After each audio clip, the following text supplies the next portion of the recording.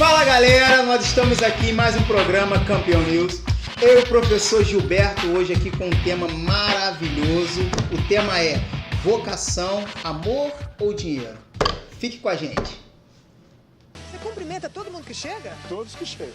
Boas-vindas e também despedida. Falou, gente, tudo de bom? Boa semana. Do centro até o Campo Limpo, na Zona Sul, é só alegria. Uhul! Eita, quanta gente bonita, hein? Fala sério, hein, gente? E com informação a cada ponto. Próxima parada, Hospital das Clínicas, Instituto do Coração, Blimblau. Às vezes a pessoa está distraída, ou atendendo celular, ou lendo alguma coisa dentro do ônibus. Você avisando a parada, daí ajuda. Eu acho que ajuda, né? E quando o congestionamento ameaça acabar com o bom humor, Rui vai na contramão.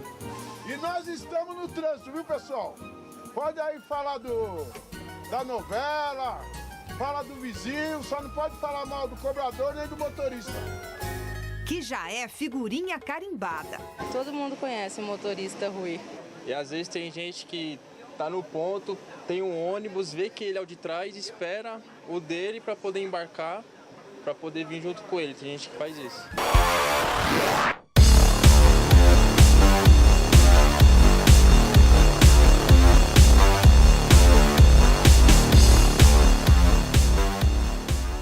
Bom galera, vocês acabaram de assistir um vídeo top, um vídeo maravilhoso falando sobre o tema de hoje, que é trabalho por amor, vocação ou dinheiro. E depois de ver esse exemplo maravilhoso do que é trabalhar com amor do motorista Rui nas estradas de São Paulo, eu estou aqui hoje com o professor Gilberto, historiador, e hoje nós vamos comentar um pouco sobre esse assunto. Professor, prazer revê-lo. Prazer todo mundo, Evandro.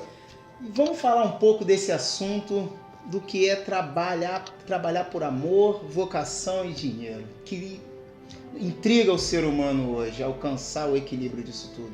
Fala um pouquinho mais pra gente. Muito prazer em falar com você, Evandro, os telespectadores do canal Campeão News também. E eu acho que as relações do trabalho são relações muito complexas. São relações que necessariamente de algumas décadas para cá, elas dão a entender que o principal nessa relação é o dinheiro, a relação patrão-empregador é o dinheiro. Só que nós temos que resgatar a principal essência do trabalho, que é a vocação e o amor, né? Porque principalmente o amor faz com que a pessoa fique satisfeita no seu trabalho, faça, principalmente se for um trabalho onde esse empregado, esse funcionário, ele tem uma relação com o público, ele tem que tratar o público bem para ser bem tratado também, e dessa forma ele vai ter o seu trabalho reconhecido e valorizado. Sim, professor, mas vamos lá do começo então. Como que o ser humano encontra o que é vocação? Como que a gente se descobre, não, aquilo ali é para mim, eu preciso investir, meu talento é esse, meu dom é esse? Como se descobrir isso? Evandro, eu acho que a vocação, no meu entender, ela parte na infância do indivíduo, né? Muitas crianças, pelo menos as crianças que eu tenho contato nas escolas, né, e até pela rua, pelo bairro, muitas delas têm uma vocação inserida, só que muito pouco interpretada. Elas não conhecem o que é trabalho, mas elas conhecem o que elas querem ser, o que elas querem seguir de profissão. E muitas das vezes, Evandro, a vocação de uma criança ela tem que ser respeitada, ela tem que ser analisada e tem que ser até incentivada. Quem sabe essa vocação não vai gerar um futuro brilhante profissional. Então, se tratando disso, nós entramos também no outro ponto, que é como o senhor falou, a pessoa quer trabalhar, ela quer, mas não quer se capacitar para isso. Já passamos da fase do dom, se descobrir, dos pais apoiarem ou não. Exatamente. E ela, a criança por si só, ela se descobre o que eu quero fazer, mas por que eu quero fazer? Eu quero fazer por causa do dinheiro, sim, ou por amor. Mas para isso nós precisamos, o ser humano, né? O adolescente, já que nós estamos falando dessa faixa etária, precisa se capacitar para isso, e nós estamos diante desse dilema agora. Olha, eu posso falar uma coisa para você até por experiência, né? Sou professor e, por exemplo, nos últimos tempos eu tenho percebido até pelos alunos de ensino médio, que estão naquela faixa etária de 15, 16, 17, até 18 anos, enfim, que muitos deles pretendem, né, a primeira coisa que eles falam assim, professor, eu preciso de uma profissão onde eu possa ter a minha independência da casa dos meus pais, né? O adolescente ele busca a independência dos pais, eles querem sair do teto dos pais, só que eles não querem se qualificar para determinada profissão. Eles acham que, por exemplo, o adulto ele conseguiu ter um estabelecimento numa profissão na vida, de certa forma, né, no susto, de qualquer maneira. E não foi dessa forma, né? A experiência profissional ela vem com o tempo. O funcionário ele vai se capacitando com o tempo. Então ele vai tendo aquela experiência. E não significa dizer que essa experiência venha por meio de um diploma. Sim. Sabe?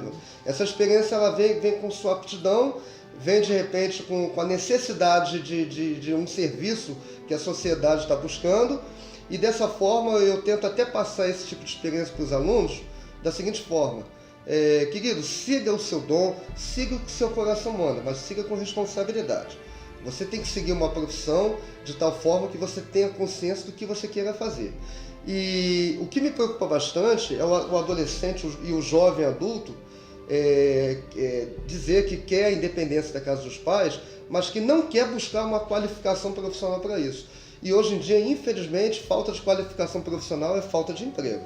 Verdade. E quando a gente bate de frente e encontra uma pessoa que não faz por amor, que não se capacita para isso, a gente acaba encontrando pessoas frustradas. De contrapartida, quando a gente encontra uma pessoa que faz por amor, se capacita para fazer por amor, a gente encontra uma pessoa como o Rui. Roda mais um pouquinho aí do vídeo do Rui aí pra gente ver. Roda aí. É vidas, né, diferente, né? Comunica, dá risada, chora e aí vai, né? Parece que não se chateia com nada. Trânsito parado, tia. Trânsito parado. Uhul! Manifestação. Uhul! Chuva. Aí calma, cautela.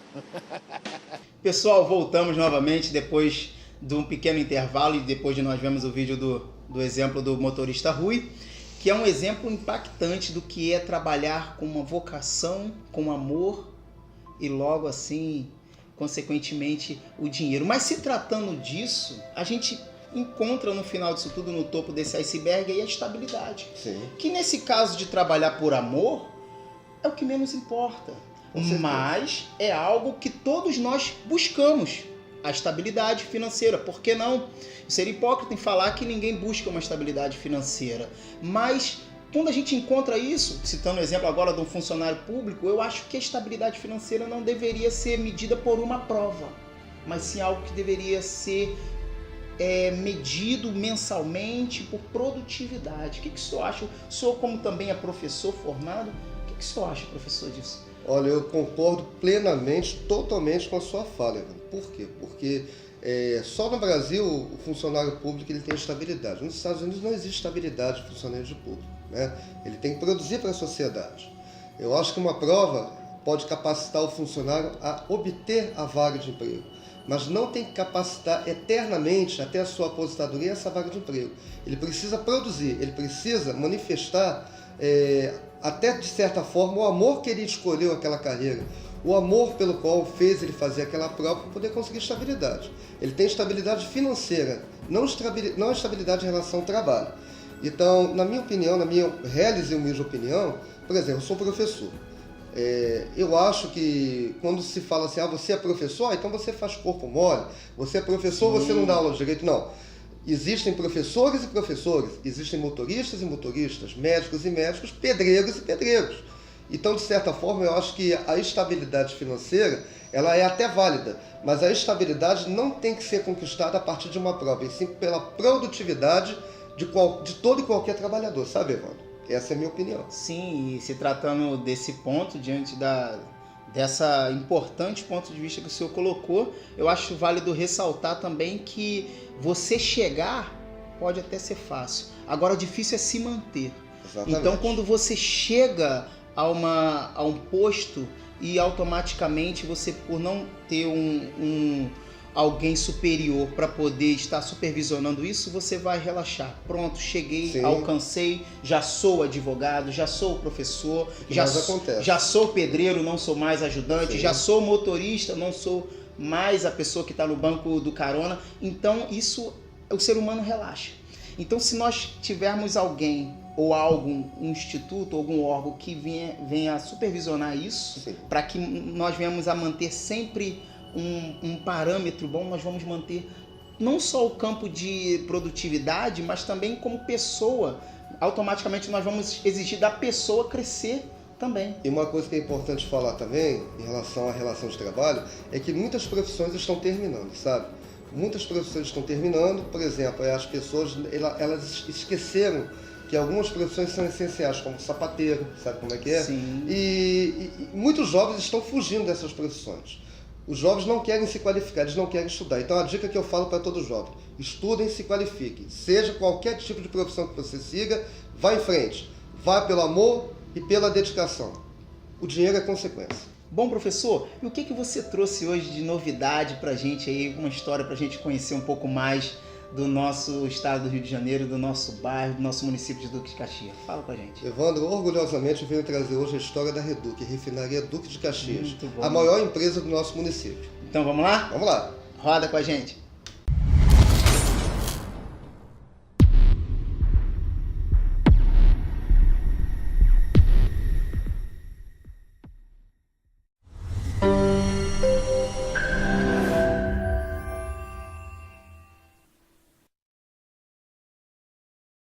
Olá pessoal, aqui quem fala é o professor Gilberto, professor especialista na história da Baixada Fluminense, pesquisador em Baixada Fluminense. E hoje, no nosso programa, eu vou falar sobre a história da refinaria de Duque de Caxias, conhecida como Reduc. A refinaria mais antiga da Petrobras, a maior refinaria até hoje do país. A Reduc foi fundada no ano de 1961, na região do 2º Distrito, Campos Elíseos. E Duque de Caxias foi escolhida desde 1957 para sediar a maior refinaria do país pela sua posição estratégica, rodovias cortando e pela proximidade que Duque de Caxias tem, equidistante, de São Paulo e Minas Gerais. Então nós somos uma via estratégica para o refino e o transporte de petróleo e derivados.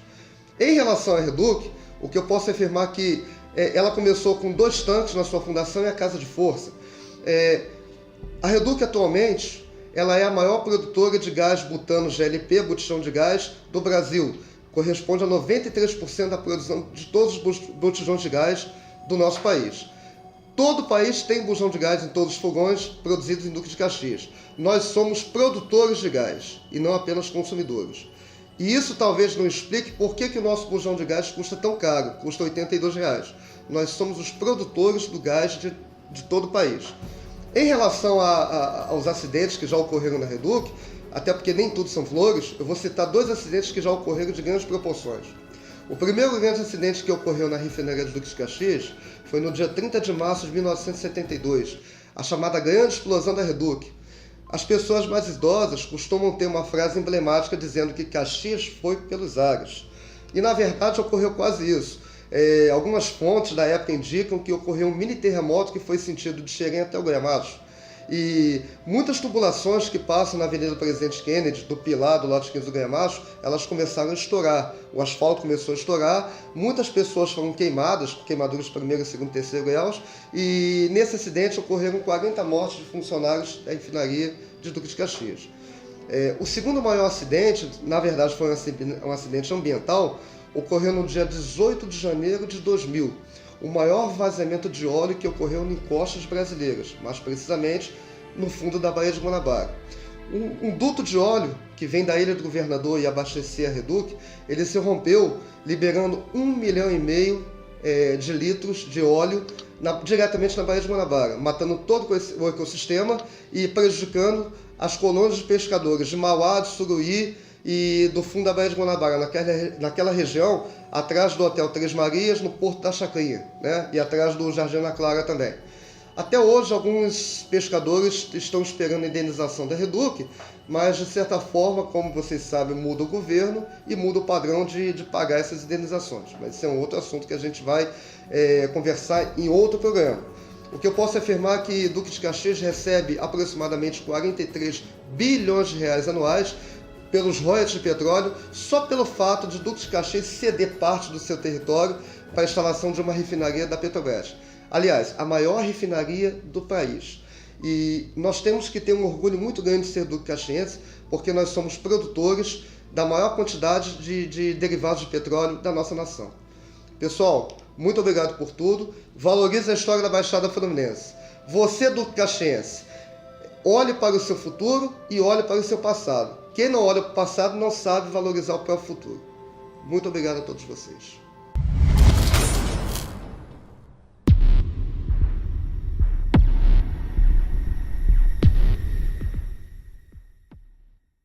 Fique com a gente, Campeão News. Fique com a gente.